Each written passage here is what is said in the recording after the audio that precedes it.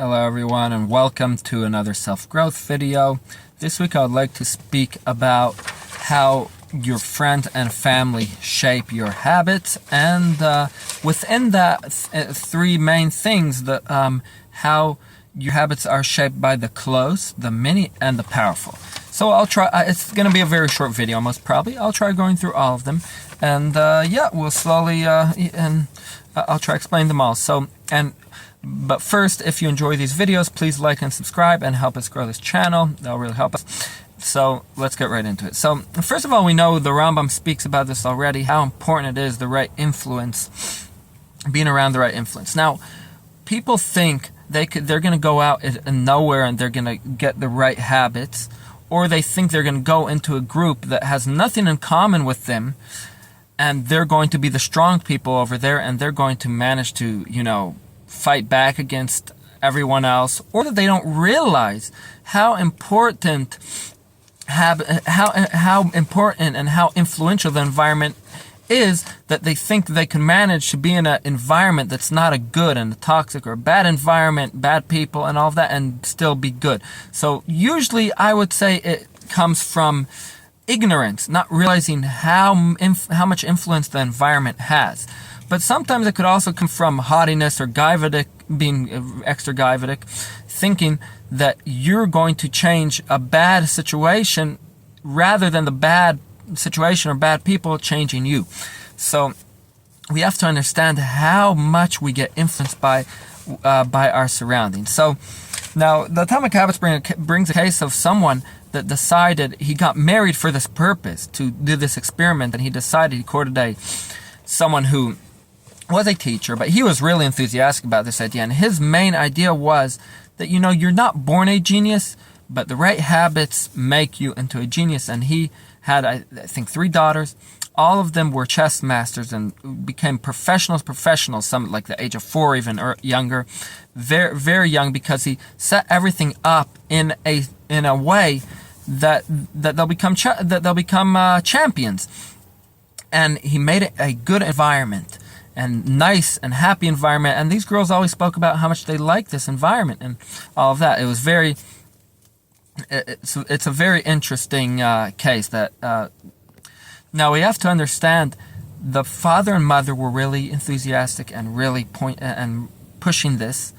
Secondly, the environment around them, considered chess a good skill, something important and something to respect and look up to. So we have to understand this. So we have to understand the close people that were close in their family, push them into this and nudge them into this and help them with this, with becoming chess masters and becoming champions. And the people around regarded them with envy, which made it more attractive. So that's already the close, and I would say, in a certain way, it's the many, and it's also the powerful, because they were considered important by being chess masters. So now a lot of situations, it's a combination between these. It's a combination between, let's say, something between the close and then the many or the powerful. Like, let's say a situation where you're teaching your kids something, but it's not considered. Let's say you're teaching your kids to become create a homestead out nowhere, gardening and all of that. So let's say in a lot of places in society, let's say they don't really regard this highly, even though it should be regarded highly, but it's not. So you have a contradiction over here between the close and the many, and the powerful, because people don't look up at those type of people, and the many don't always consider this a great thing. So these things are very important to take into consideration. So now when you decide somewhere to live and you want, let's say, your kids to grow up in Torah values and good values, so you have to understand. So I'm going to go out of nowhere. That's one way to do this. But remember, you're not going to be able to run away from the world forever. And your kids will resent you if you're just going to take them out and not let them interact with the world. So you have that option. Then they're going to imitate the close. Sometimes even if they don't like it, even if they hate it, it comes so automatic. They imitate the close, their family, relatives, and all of that. But then they look and they see the many out there at a certain point, and they see that many don't regard this, and there's a contradiction. A lot of times that causes a lot of problems. People, many times, they continue the habits of their parents and all of that, and then they resent their parent. They still resent their parents. And so, therefore, you want to find a combination of all of these things. You want what you consider great. So someone who considers, which this is the most important thing, someone who considers the most important values in life, serving Hashem, working on your character and your self-growth and your midos, and learning Hashem's Torah, getting close to Him, and the highest regard. So it's important. So it's going to be important not only just to go to nowhere, because then you're going to be able to continue what you're doing, but you're not going to feel like you fit in.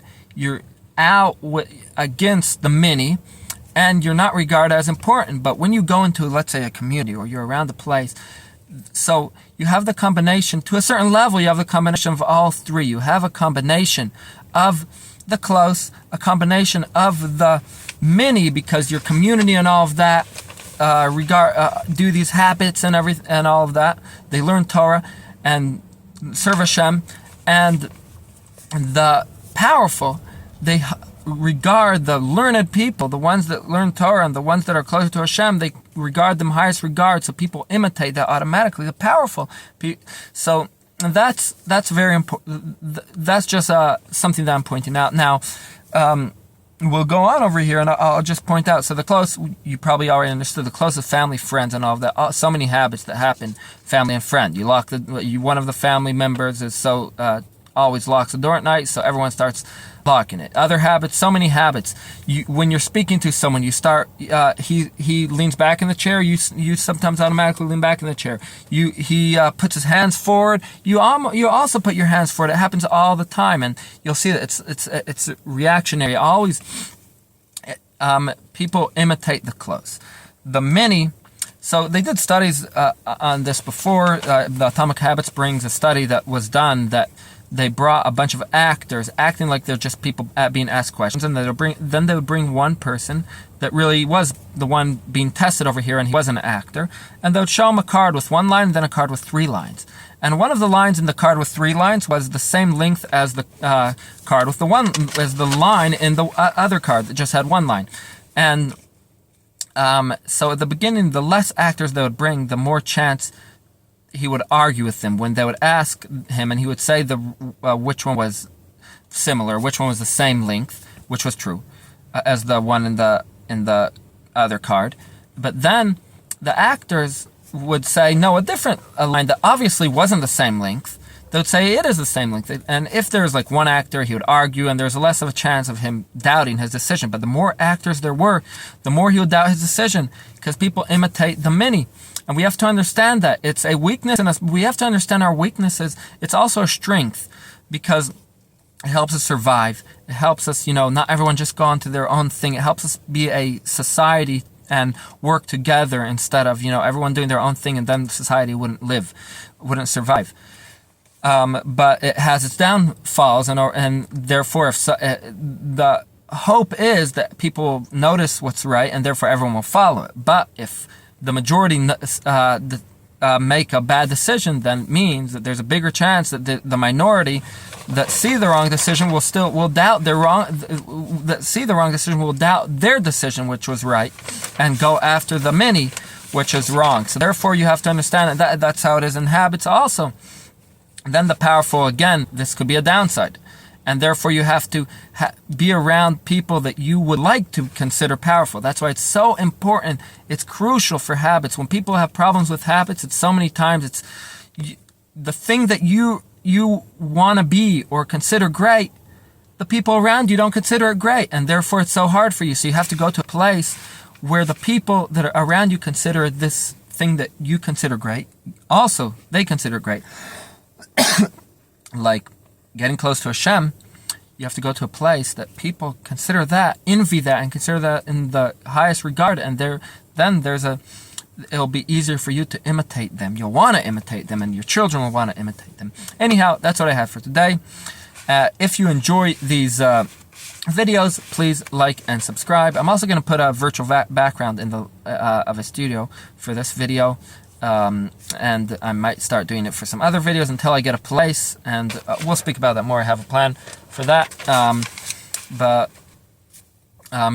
if anyone wants to comment about that, that would be nice, and give any comment on the video topic or on any subject.